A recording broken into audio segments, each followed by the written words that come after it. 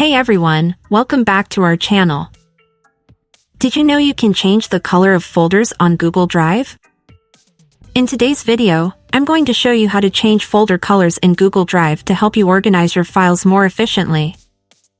Adding colors to your folders can make your Google Drive look visually appealing and make it easier to locate important documents quickly. Whether you're a student, professional, or just someone who loves staying organized, this tutorial will help you take your Google Drive organization to the next level.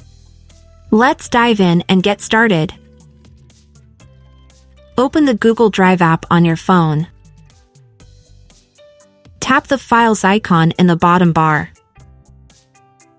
Then tap the three dots next to the folder you want to change the color of. In the window that opens, tap the Change Color option. Select the desired color by tapping on it. And the color will change immediately, as you can see. Now I will change the color of another folder. The process is the same. This time I will choose green. And here's how it looks in the end. Interesting, isn't it? I really liked it. I hope you will too. Like the video and subscribe to the channel for more tips and tricks.